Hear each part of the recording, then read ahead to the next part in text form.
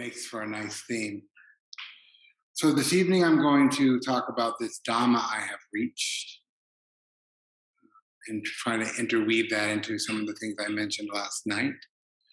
But just to remind myself and to just kind of get it out here, just kind of the way that I'm thinking about this in these four aspects is again trying to offer a talk that has metaphor and analogy, story, these kinds of ideas to really, again, to try to get at the emotional undertone of the teachings. And also try to follow the logic and the structure of Dharma as a theory to try to encapsulate the pragmatic nature of the work that we're trying to do here. And really the just very doableness of this. This is not mystical or esoteric at all. And again, to provide some personal stories and some experiences that I can point to, that I can explain, that can really get to the humanness and the kind of transparent nature of this has been a very real process that I find myself still in.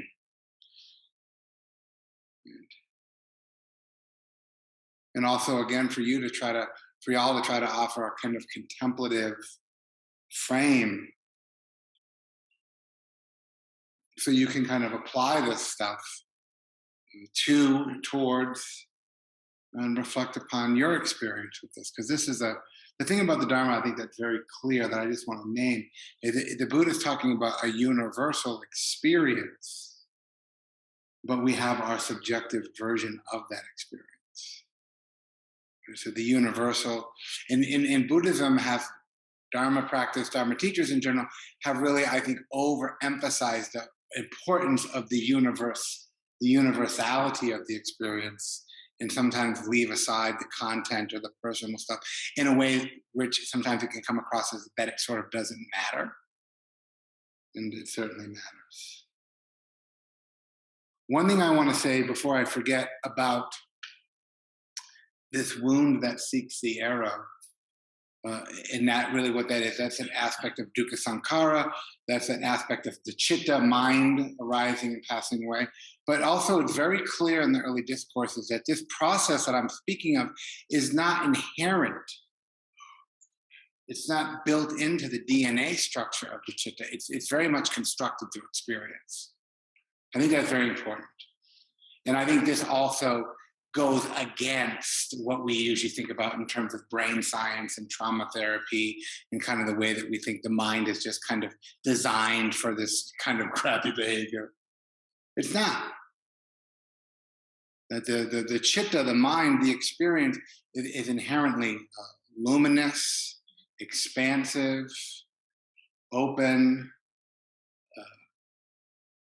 adaptable, malleable, but something happens along the way that we kind of lose sight of that, don't we? So these things are constructed. They're learned, they're conditioned. They're not, I hope that makes sense, they're not an inherent quality of the mind process. They're not built into the mechanics. So to be liberated from that, actually, it's totally doable and actually, to some degree, instantaneous, getting insight into that.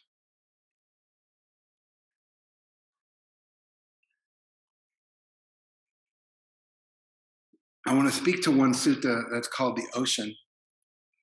You've probably heard it's a very short sutta, and it starts off with the Buddha talks about the process of Dharma, of awakening, is like walking into the ocean. It's not, you don't just step in and go straight down. There's no steep precipice. There's a gradual deepening, kind of going deeper, that this process that we're in is slow and gradual.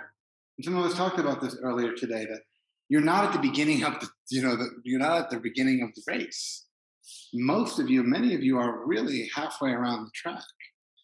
And a lot of times, as I said last night, I think a lot of times that the wound doesn't know all of the progress that we've made. We stay stuck in these old paradigms, these old stories, these archetypal patterns. And so even though the pattern is old, if I see it again today, it doesn't feel old. It feels very right now because it has a pattern that goes backwards. And you've probably heard this many times, but he says, just as the ocean has one taste, the taste of salt, the Dharma has but one taste, the taste of freedom, or the taste of liberation. And I like this word freedom more. I think it's a good word. I think we know this word. Liberation sometimes sounds a little bit too undoable.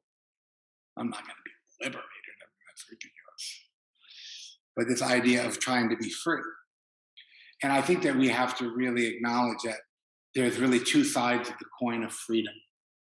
And that mostly we, because of our culture and living in America, and we live in a free country and we can do what we want and all that kind of conditioning we have, we think that freedom is about being free to do something. But Dharma freedom that we're cultivating here, that we're opening to, that we're practicing, is very different. It's a freedom from. Sometimes the Buddha makes the analogy of kind of being let out of prison. And so that's a very different kind of freedom. So we can see, and I'm sure you've seen already many times, there's qualities and there's things inside my experience that I would like to be free from. And that's the freedom that we're looking for. I'm not trying to be free to do as much as I'm trying to be free from. And so that means I need to understand, and I need to look, and I need to be clear, and I need to embrace, and I need to turn towards, and I need to fully actually understand what it is that I need to be free from, or I'll never be free from it. And that oftentimes entails looking at things, acknowledging things, feeling things that we just don't really want to address. So that's what makes it so hard. One thing I forgot to mention last night that was very important. I can't remember everything sometimes. That there was another, I would say, a Nibbanic event, a kind of Nibbanic latency in my teen years that really was as profound as any of the other ones. And that was when I had moved to Western Massachusetts. I was a senior in high school, and until I was a senior in high school, I never cared at all about school or writing or reading. I wasn't interested in any of it. I didn't learn anything in my first 11 years of school. I don't think so. I don't remember any of it. I was either dissociated or high, or both. And I had a teacher named Peter Stradinsky, who was a really great teacher. In fact, I ran into him when I was in Massachusetts a couple years ago. Me, Shannon, Emmett, Coyote were walking down the street in Northampton, and he just like arose. And I told him all the things that he had said. He was totally couldn't believe that I was doing what I was doing.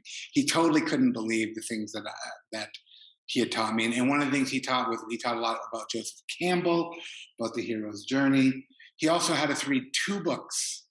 I had to read Siddhartha by Hermann Hesse and The Stranger by Albert Camus.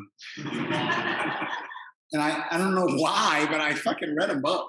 I don't know what he did to me, but I actually read them, and they were very transformative, actually. And I think what really helped me, and it still helps me to this day, I'm still very interested in existential philosophy. I think existential philosophy and the Dharma very much go hand in hand. And reading those in tandem at that time in my life was very, very transformative, and really kind of getting a sense of this path. There were in the pages of those books, and Stranger is kind of a dark book if you haven't read it. Albert Camus was a very brilliant thinker. I think he was the most intelligent and advanced thinkers of the entire existential movement. And one of his very premises was freedom and responsibility, which is a very Buddhist idea. Yeah, you're free to do whatever you want, actually. I mean, I could pick up that chair and throw it through that window right now. I could. I'm not going to, but I could do that. But then I would have to be responsible for what would arise. And so that was a very kind of, I think, a very concrete way to talk about something like karma. And every time I do something, there's consequences. And if I don't do something, there's consequences. And that was very, very, that really opened my mind actually to the idea of learning. That actually maybe reading books was not such a bad idea. So that was really the first time, I think really, he opened my mind to a kind of philosophical endeavor, which really helped me with a lot of my ways of seeing the world. it really opened me to the fact that I was kind of choosing to see things the way that I was seeing things, that actually there was choice. And I was free to think whatever I wanted, but I could. The thing that really got me with freedom and responsibility was I was free to let my mind do whatever it was doing, but I was responsible for how it felt. That really woke me up. Like, oh my God, I'm feeling. I'm actually creating the bad feelings that I'm having. But that was about as far as I got. I didn't really figure out what to do from there.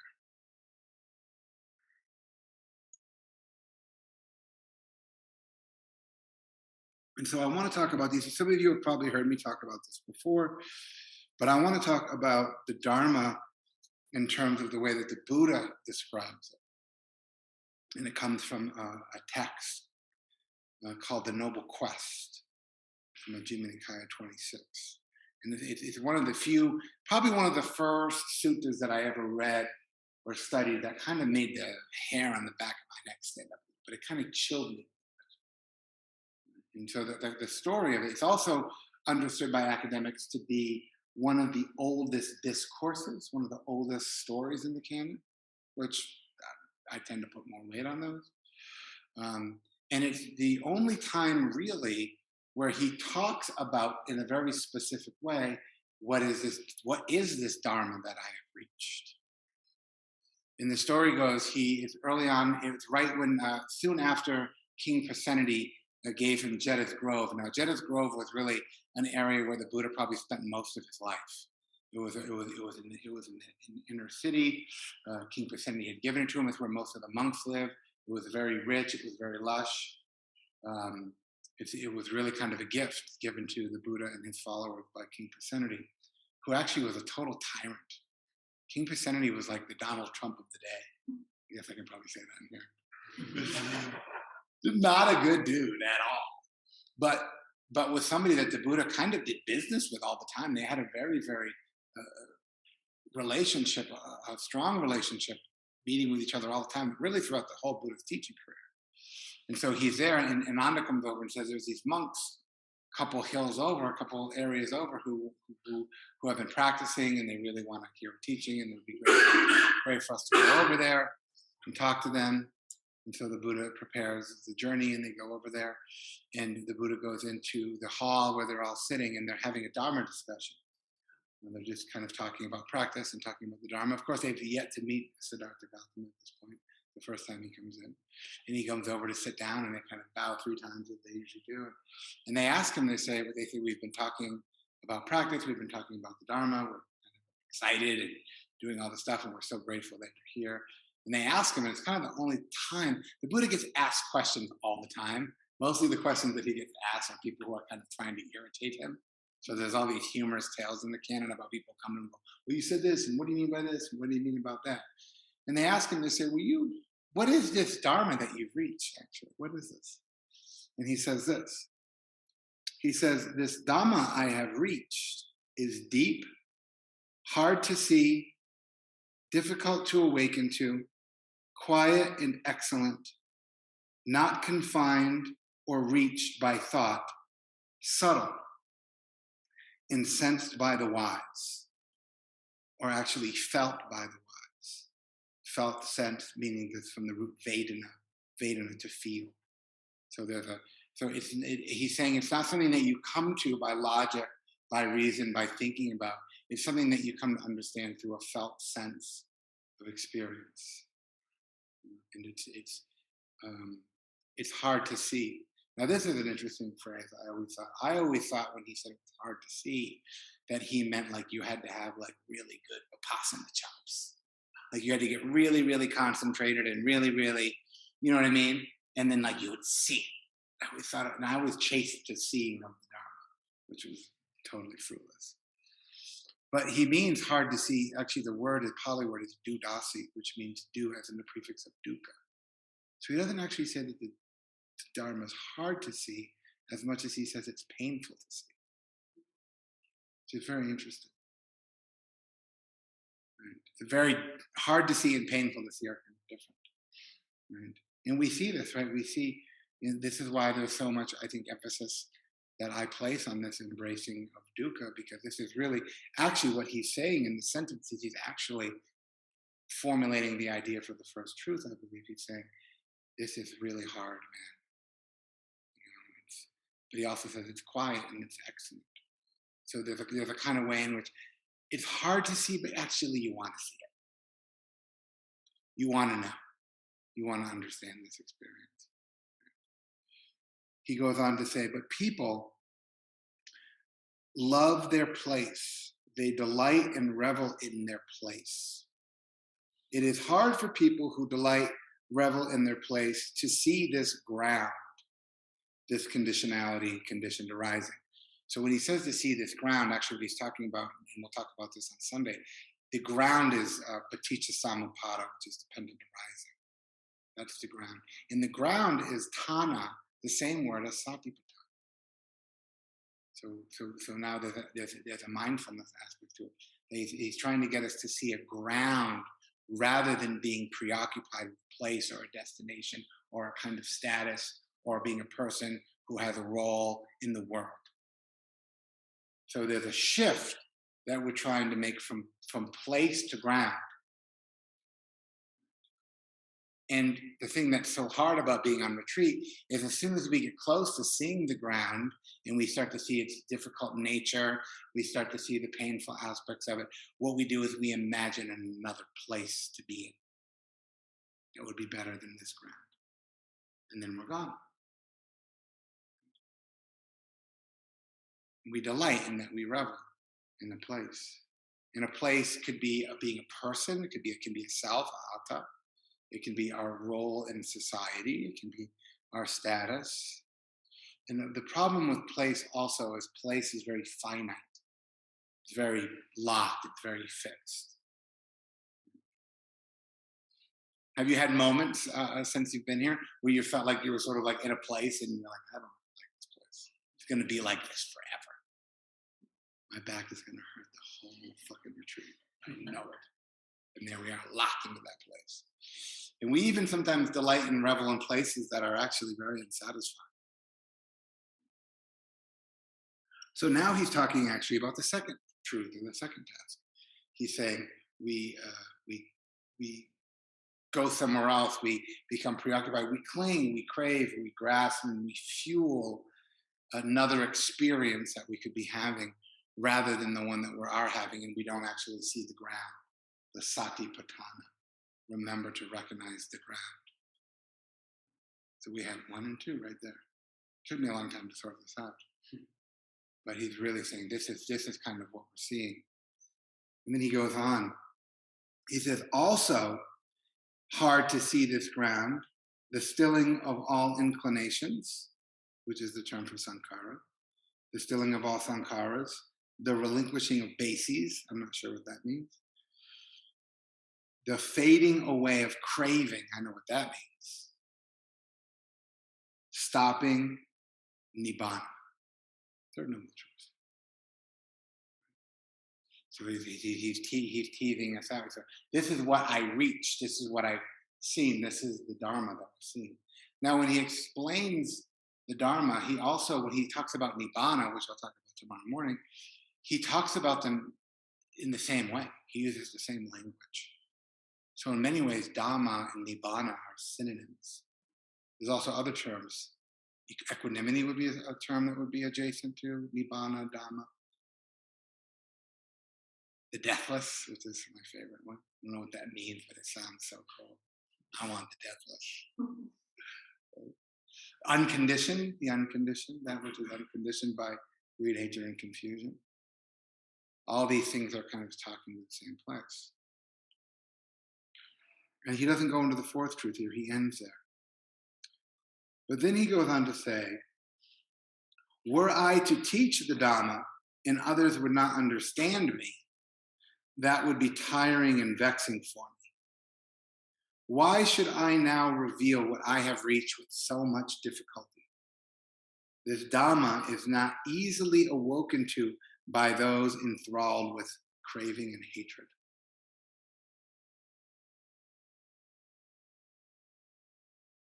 Those died by desire covered by a mass of darkness, will not see what goes against the stream. And that's where that term comes from. Patisa Tagami. Subtle, deep, hard to see and find. On thinking this over, monks, my mind inclined to inaction, my mind inclined to not teaching the Dharma. So he's early on, he's actually, it almost sounds as if he's having a kind of conversation in his own mind, like he's actually kind of struggling. And then the text goes on to say that he kind of looks at the world, he surveys the world, and he kind of sees how people are, and he sees his culture, and he sees how people behave, and he kind of says, yeah, this is not going to go down.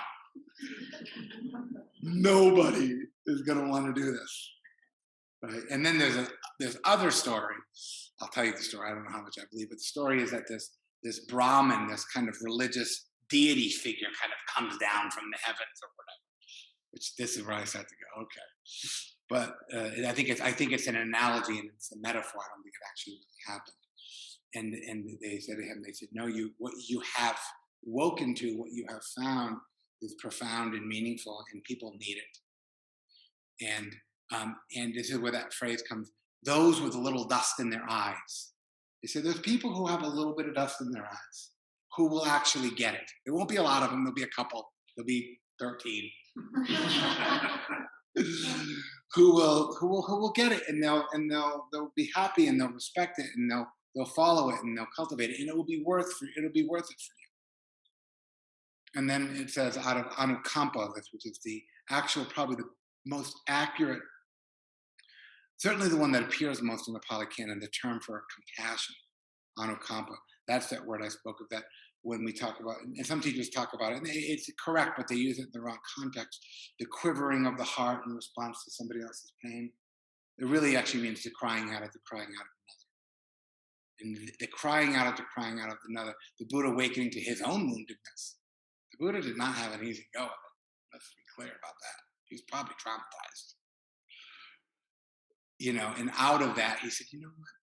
Out of compassion for the world, I will now teach this Dharma that I have reached. And then he made this decision to go forth. Now, if you follow it chronologically, we all know the turning of the wheel of Dhamma, the Four Noble Truths, is understood as the first discourse, but that's probably historically pretty inaccurate. He probably was teaching and doing lots of other things. In fact, the teachings of the Four Noble Truths probably came more like in the middle of his teaching career. Right?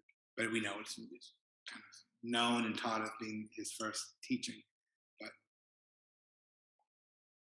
there's really no historical evidence to back that up. But you can see these ideas get formulated here, can't you? You can see these kind of ideas become formulated. And then there's another sutta I want to flag here because I think this is also very interesting. It's called Clearly Visible but Hard to See. Well, which one is it? The clearly visible or hard to see? And he defines the Dharma in this way. He also defines Nibbana in this way. He says, the Dharma is clearly visible but hard to see. It's immediate, inviting, effective, and again, sensed by the wise, felt by those who are so bold to dare to look. So you see that terminology again. And so again, it's immediate. And I think this immediate idea is very, very important because when we look at the structure of these truths, it's not this linear grind. It's almost this moment-to-moment experience. There's this dukkha, there's this pain, there's maybe this woundedness we know about. And then we see the arrow arising. We see this kind of reactivity. But that goes away. And then Nibbana is not like the pot of gold at the end of the rainbow. It's just like the Dharma. It's always here. It's always visible. It's inviting. It's uplifting. And it's like we tap into this aspect of the mind stream that is cool. So we look at the analogy of he talks a lot of times of heat and fire. Heat, fire, coolness. Those are the earliest ideas we see in analogy that he uses. And of course, they're great because they're so easy. Fire and coolness are so easy to understand. And he talks about, sometimes they're called the three poisons, but that comes much later. There are these three fires, these rise up. And that's kind of that delight and that reveling in that place, in that construction of a better experience to be in. And then you're gone. And that doesn't go on for that goes on, a couple minutes at most. But when that passes away, when that ceases, when that the term is nirodha, we don't usually see it. Have you been up really, really upset? And then, of course, you don't stay upset. But do you track the moments when the upsetness kind of passes away? I don't. I mean, I do now. You probably pointed it out to me that was a good idea. But we don't, where when we look at, arising and falling away. So these are the big kind of terms that we see that there's dukkha, this is dukkha, the craving, reactivity arises, it also ceases. So just like what goes up must come down. But we don't usually see the passing away of experience of phenomena. The breath is actually a really interesting way to observe this phenomenon. Like, I don't know about you, but when I do mindfulness of breathing, at least historically, I noticed that I would give the in breath quite a lot of attention, and my mind would wander on the out breath. And I would give the in breath quite a lot of attention, and my mind would wander on the out breath. And so when we look at the way that the body is, the physiology of the body is that when we breathe in, there's kind of contraction, which is why concentration was always so troubling for me. In the way the nervous system is designed, and whether the Buddha do this or not, I don't know, but it certainly lines up. So when we breathe in, we engage the sympathetic nervous system, which is the gas pedal, which is the activator. And so when we breathe in, we're in our sympathetic nervous system, we breathe out, we're in our parasympathetic nervous system. The out breath, the passing away, is the cooling down, is the brake pedal, is the nibbanic experience. Maybe that's why there's so much emphasis on mindfulness of breathing, and in particular the Anapanasati Sutta, which is a 16 tetrad structured practice of mindfulness of breathing. Maybe I ought to take another look at this mindfulness of breathing thing after all. And so when he talks about breathing out and this passing away, this letting go, this nibbana, also the Brahma viharas are meant to be. So there's an expansion. The out breath expands outward, and there's a kind of cooling down. But for some reason, I've had to work pretty hard. I've had to kind of train myself to watch the out breath.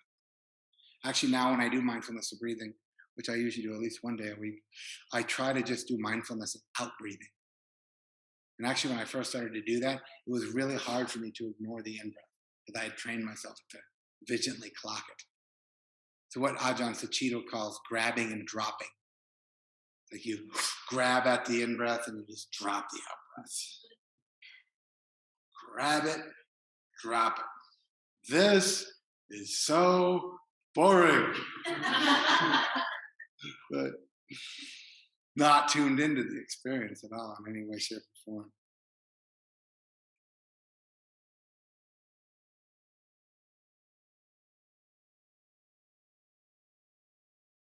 So then I spent all these years, in the way that we organize stories. I think the way that we organize our stories are really, really inaccurate because it's like, like in the way that I sequence my story. I was talking to my Gestalt therapist about this earlier today. It's like it was really, really bad, and it kind of got a little bit better, a little bit better, a little bit better. Like I just had this kind of like setup and structure that's actually not true. There was actually lots of nibbana, and there was lots of coolness, and there was lots of dharma sprinkled in it all the way along. But that's not the story that I tell, but that's the story that's true. And so after the accident that I went through, after my girlfriend was killed, and after I started practicing, and after the whole Albert Camus thing, I became very I kind of became self-centered in the sense of I actually didn't really believe a lot of the teachings that I was being heard, that I was being told at IMS, and some of the stuff that didn't make sense to me. When they would say that craving caused suffering, I didn't really get that one. I was like, I'm suffering, but it's not from craving. In fact, my addiction inclination would tell me that actually not satisfying the craving was suffering. It's like these guys got it wrong. So I kind of went into this whole hedonic thing of like, I'm just going to do what I want to do and just do what feels good. You know? This was my ultimate delighting and reveling in the place. And I made this kind of deal with the universe. I was like, I'm going to play in a band and I'm going to get famous and I'm going to do that whole rock star famous thing. And that's how the universe was going to pay me back for all the horrible shit. Now, I didn't have it that well worked out, like I just said it, but that was basically what was going on. I was like, well, you did this and I forgive you, but I want this now. And so I really kind of, and I got lucky. I just kind of fell into these bands. This one particular band that I was in for 10 years. I was 17 years old playing at bars, playing at college parties. I was really actually having the greatest, fabulous time. I always tell myself, the 90s were fucking so good. Emmett always says that to me. He goes, was the 90s the best? I'm like, yeah, they were kind of the best. He's like, I wish I grew up in the 90s. And I was like, you totally wish you grew up in the 90s. They were good, weren't they? Did everybody have a good time in the 90s? I did. Damn. Best music, best movies, everything came out of the 90s. And I crushed it in the 90s. Which I know I wasn't allowed to really say at the AA meetings. Because I'd be like, mostly my whole career of drinking and using and playing music, 90% of it was totally fabulous, actually. But I would go and I was in bands and I would tour and I would sell drugs and I would do drugs and I kind of just had this very anarchistic punk rock. I'm not going to participate in the world. I'm sort of better than that. I'm going to do this alternative thing. Very kind of Joe Strummer, fight the system, very anarchist kind of attitude that I had. And it really worked for me, actually. And I felt good about it. It felt really kind of in line with something. Wasn't quite there. But I would go to IMS every summer. Not every summer, but most every summer for 10 days. And it was really kind of, wouldn't say that it was painful. It wasn't painful. It was very, very odd and very confusing. Because I would kind of use it like a detox. Actually, I would go to IMS for 10 days and I would have a fabulous Dharma experience. I really would. I would feel totally connected with the teachings. I would have fantasies about doing this. I was like, I'm going to be a Dharma teacher someday. And it's like all this kind of stuff. And it felt really true and it felt really good. And as soon as I got back in the car and as soon as I was back to Boston, I was in the bar running my mouth. So I would call it barstool Buddhist. I would be telling people in the bar about my retreat and they'd be like, not interested. But I was loud enough that I was like, you will be interested in what I'm saying. Right? You're probably familiar with some. And I'll tell you, one of the big Dharma experiences I had actually was the most probably bewildering experience. I wrote a story about it at one point. I wish I could find it. But I was succeeding, like the band did good. We ended up getting a record deal. We ended up doing all the stuff that you want to do. And I remember when we finally went to Europe to play, we played on these outdoor festivals in Europe, Pickle Pop and Lowlands, 25,000 people. And I remember like having the perfect amount of hash and cannabis and beer and alcohol in my system. If anybody who ever explored that world knows when you get the right combo. And I have these 2 Marshall stacks behind me and like 25,000 people outside. And I was like, this fucking sucks. Oh man, that was the worst. That was the absolute worst because I delighted and reveled and worked and tried so hard. I wanted it so bad. And when I finally got it, I remember standing there and I remember fighting. I remember having it was like Mara versus Buddha in my mind. I was like, no, this is good. No, this is really great. This is totally great. It was just kind of back and forth and back and forth. And at that point, my substance abuse was really not working out so well. I was starting to have medical problems, and I was like 27. And it was one of the most Dharma experiences now, when I look back at it now, but at the time, man, talk about hard to see. Talk about difficult to awaken to. It was not quiet and it was not excellent. I can certainly tell you that. But it was. I knew it was so true in my bones. I was like, I can't do this anymore. I was like, I can't believe I can't do this anymore. I don't want to do this anymore. I hated myself. I hated everybody in my band. It just didn't work. It was a good arrow, but it did not work. And so then I had to spend the next couple of years really in this kind of faking it mode, because I didn't know how to get out. I couldn't. I was like, there's no way. I was like, I can't get out, because this is like, hey, what am I going to do now? And no one does this. Who quits it? Who does this? And of course, unfortunately for me, I had to, I had to pour as much salt and vodka into the wound as I could. It took maybe 2 or 3 years. I won't get into the details, but I was living in Amsterdam, and I was really, really bottom feeding on the culture. And then it just hit me one night, like a lightning bolt. Like I think the Dharma has the same lightning bolt quality as trauma does. Actually, it can hit you, and I was like, dude, just quit, just stop. It's over. And I remember having this massive like osmosis of just like this burden of weight, and I was probably wasted out of my mind when I did it. But I remember waking up the next day and it stuck. I was like, yeah, man. I had 2 weeks. I had 2 more weeks in Holland. I had to fake it. And I had to go and I had to pretend. It was so painful,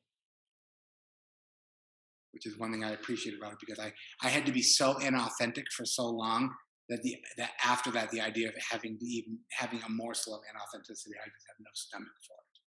I just can't do it. Right? And I got back and I literally quit the band, and then I quit drinking that night. And then it was very odd. I mentioned my friend Chandra last night, Stephen Smith's daughter. I was in Boston and I had just quit my band. I woke up the next morning. I remember the last half-warm Bud Light I drank. I remember I drank about half of it, and I went over and put it on my friend's TV, and I was like, you know what? I'm fucking done with that too. And the next morning, Chandra happened to be in Massachusetts, and she was driving from Cambridge to Western Massachusetts, where I'm from. I was going to move in with mom and dad, because that's what we do. And she was going to see Silkni Rinpoche, not Silkni Rinpoche, one of those guys. And I drove back with her and her mom, and I got to the Northampton Center for Arts, and Michelle McDonald was there, and Joseph Goldstein was there, and everybody was like there, just like they were coming to see this Tibetan Lama. It's really weird. I just thought I was catching a ride home. And so it was just like, so for me, it was like, again, it was a super. So when the Buddha says it's immediate, I know what that means. So like these experiences, I read about these in these texts, and I'm like, I had that. These profound experiences.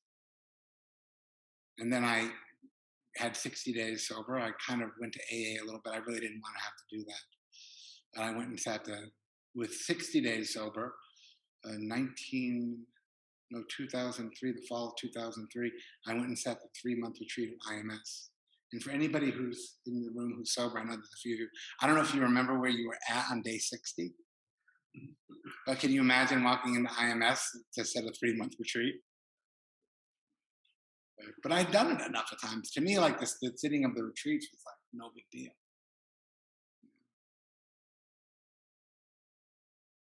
And that still didn't do it for me. And I think a lot of this, to just go back to this kind of, we talked about this in our group, one of the features of the betrayal wound that makes it so difficult to navigate is that with these kinds of wounds, there's pain. We talk about pain, right? There's that pain installation. But then when we get these big pain events, we develop a fear of that kind of pain. We're like, that was so bad. I really want to make sure that doesn't happen again, which you, of course, cannot guarantee. So that becomes the beginning of a kind of arrow shooting. That's where hypervigilance comes from. I'm going to clock reality so hard, nothing bad will ever happen on my watch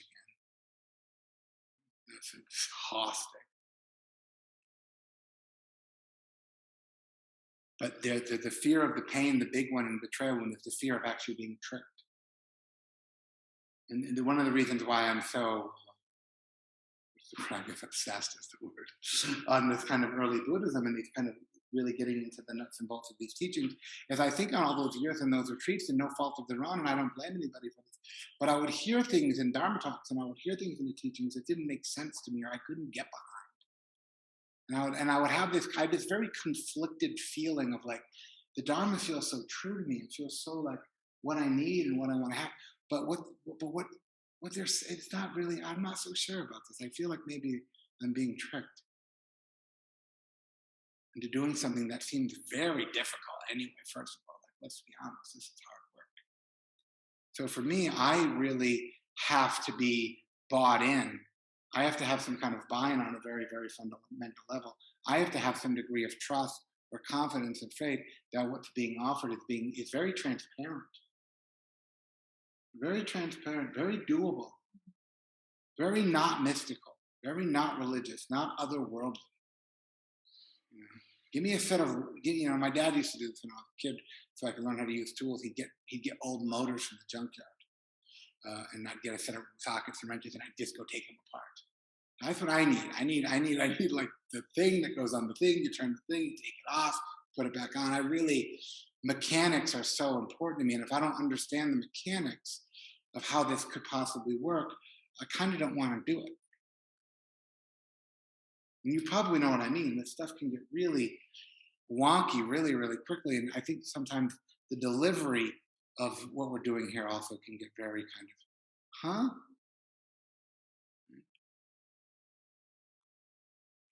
And so I actually, after that 3-month retreat, was very kind of disenchanted with all of this.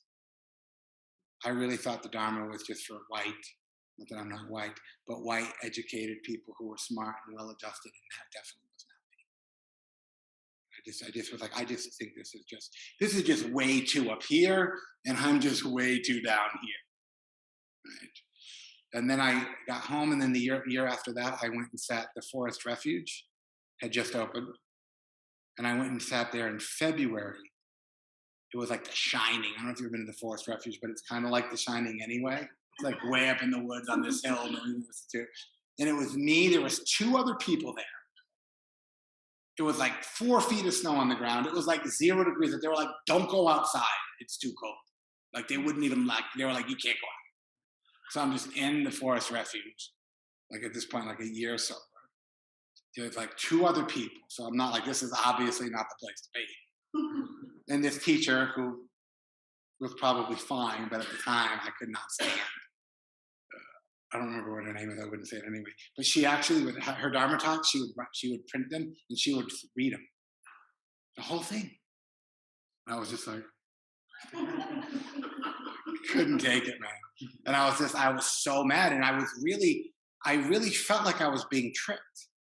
And I really felt like I was even tricking myself. I'm like, what are you doing? Just go back to AA, like get it together. Like this is not for you. Totally not for you. And I left early. I left after 10 days and I went home. And I didn't meditate or practice or read a Dharma book or sit for 5 years after that. I was out. Totally out. And I was in recovery, and it was actually, in a way, it was kind of good that I was out, actually. I think there wasn't a whole lot there for me. At least it didn't seem to be that way at the time. And I was doing this other thing. And so so this is really for me like the first 5 years of sobriety. I really credit being in recovery, and I really credit Alcoholics Anonymous for giving me Sila. Stop lying, dude. Like pay your taxes, like pay your cell phone bill like before they turn off the service. And it really helped me kind of get acclimated into just kind of like trying to just be a member of society. It really humbled me. It was really, really quite good for me to do that. I still had a sense of it, but it was kind of very, very distant. And because of that, I always tell people, don't ever leave retreat early. you might never come back. Right? And if anybody ever almost left retreat early before, you've had those moments. Right? It's really destructive, I think. It is a very, very confusing and shameful ride home. Like if I ever felt like a true failure, it was that truck ride home from this being like, I've done like, I've been sitting in truth at that point for almost 20 years.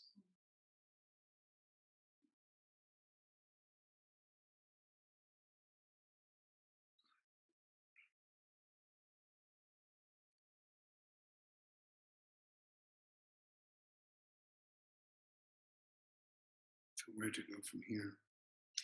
I can fit all this in. The time goes by so fast. The one thing I'll say is that the um, the Dharma door that really worked for me actually after that period of time was actually my last real significant teacher was Noah Levine. Many of you know him and we're part of that community. Um, Actually, one of the things I really credit him for, and I'm really grateful for, is he actually took it down to the ground. He took it off of the pedestal, off of that kind of this is not for you, and really kind of brought it back down to the ground for me. And I started, after living in Nashville, Tennessee for a while, I really became on fire for Dharma. After my first divorce in Nashville, Tennessee, I was working in treatment centers, and I was kind of teaching mindfulness a little bit. And I kind of, and that, ironically, marriage ended in a massive betrayal. Can you imagine that I would have been attracted to somebody? My wife, we'd gotten married, and we were in AA, and she kind of like started drinking again and doing all kinds of stuff like that. And we were in Nashville for 2 weeks, and the whole thing was over. But I started sitting again. It just hit me. I was like, I need to get back to my practice. I need to get back to the stuff. And I was working with teenagers and teaching meditation. And I really I don't know what happened. I got it again. I got that immediate. I got lit up for the Dharma like I had never actually had been in a long time. And it was like a 5-year break. And it was like literally, it was just like it was right back. It was right back. And that's one thing I think is important to emphasize is it's actually never that far away. It's not 5 miles into the woods, 5 miles back. Ajahn Suchita, who I've sat with quite a bit, who delivers this stuff so well, this Dharma and Nibbana thing, he's always just like, it's right under your nose. It's like right here all of the time. It's immediate, it's uplifting, it's inviting. It's never far away. It's always around, it's in the next moment. It's in this very moment all the time. Nibbana doesn't come and go. Dharma doesn't come and go. We do. We depart. We get caught. And it's so hard in the world that we live in now. It's so hard to not delight and to revel in your place and to not want to do this kind of thing and to not want to be in this experience. And then the thing that really I think lit me on fire, that really has actually kind of continued up until this moment right now, was I went and I had read Confessions of a Buddhist Atheist, one of Stephen Batchelor's early, actually I don't even know if one of his early books, it's probably more like his middle book. And one thing I liked about that book is he has a chapter in that book called The Buddhist Failure. It's a very sad book. I don't know if you've read it before. To me, the tone of the book is very sad. Where he's just like, I tried to be a Buddhist and I totally failed. I tried to be a Tibetan Buddhist monk and I had to leave there because I failed because I couldn't buy a difficult lesson. And I went to the Zen monastery for 7 years, like he wasn't like kicking tires, like he was trying. He learned Tibetan language and like translated the texts, right? And I remember reading that chapter called The Buddhist Failure, and it like really resonated with it. I was like, yeah, I'm a Buddhist failure. It feels so good. I'm so glad I failed at Buddhism, because it was just way too much. I was asking too much. It seemed too unbelievable. And then I noticed that he was teaching at the Barry Center for Buddhist Studies, him and Martine. It was really, really early on. It was right after he had I think he kind of came out of the closet with these Four Noble Truths around maybe like 2007. If you look, there's a retreat he did at Spirit Rock, I think around '07, and there's a series of talks that I've listened to 1,000 times, starting with who Gautama was, the Four Noble Truths, his awakening. There's like 5 talks. They were the first talks he gave Interestingly enough, he has yet to be invited back to Spirit Rock since. Him and I have had conversations about this, right? And it was really really lit me up because I was like, oh, this is actually what he's saying is really making sense to me.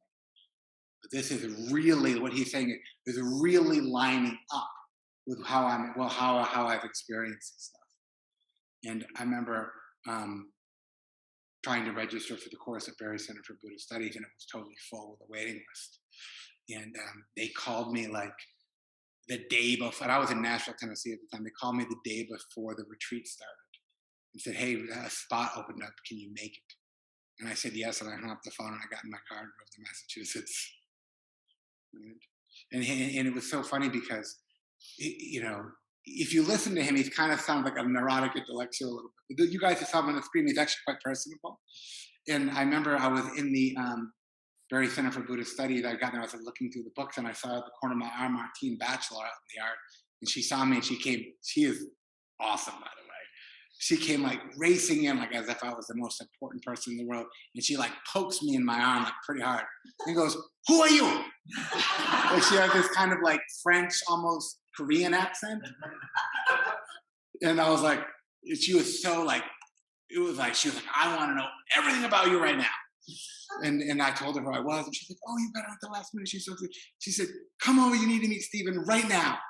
And like we walk over to like the house where he's staying, and he's like sleeping. She like goes in and wakes him up. She's like, "Stephen, Dave Smith is here. You have the kid." Like he comes out, he's like, I'm like totally like, oh my God, I just fucking woke this guy up. I'm like, "Martine, like, you can't do this." And he's like, "No, I've been sleeping for a while." And he really went through a lot of this stuff, and we spent a couple of days on it. And really ever since then, it was like, I finally felt like somebody was offering me a core logic, a kind of like, no, no, no, there's this whole other thing going on, right? And I think that when the Dharma can kind of feel like it's alive, like I sometimes think like the Dharma can feel like it's this kind of dead thing that people used to do, right? And it doesn't really. It's hard for you sometimes to read through this stuff, and some of these ideas don't make sense, and you kind of feel frustrated. Um, and I think you have to fight for it. One thing he told me at that retreat that was really helpful is I was starting to teach a little bit, and I had just started against the student teacher training. So I was just starting to go into this. And I said, I said, most of the stuff I read doesn't make sense. I'm like, where should I go? I don't really know where to go. He said, you should learn to follow your own nose, which I thought was a very interesting thing to say. And I did that. He said, just follow whatever's interesting, just kind of, he says, you really have to do that. You have to follow your own nose. You have to really kind of leave your own self a trail of breadcrumbs. And so there's been this kind of seeing that sometimes we call it secular Dharma. That's a little bit more specific or maybe academic, but even Gil Fronsdale, who is a very well respected, I really respect Fronsdale. Him and even Andrew Olinsky are using this terminology, naturalistic Dharma. And they're really trying to bring these teachings to kind of the natural world, and that this is really something that's alive, that's something that we can participate in, that's part of the human experience. It's really just like these four things are just right here all of the time. And it's almost a little bit irritating because, again, it's, this Dharma I have reached. It's quiet, it's excellent, it's hard to see, it's difficult to awaken to.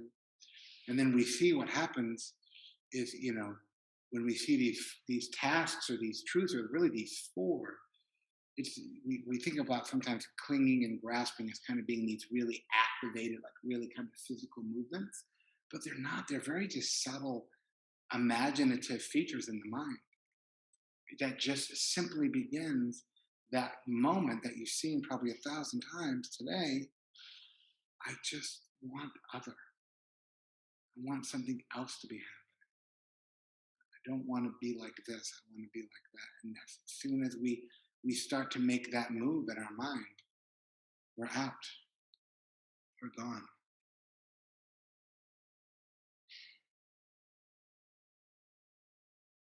And we'll talk about this tomorrow.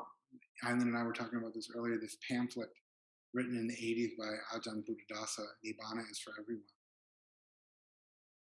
I just want to read this if we can find it. and that Nibbana is really where enlightenment comes from. So enlightenment is Nibbana, awakening is Nibbana. And I think what happens if you follow the structure of Buddhism, every time it goes to a new tradition, it Nibbana just gets a little bit more elevated, right?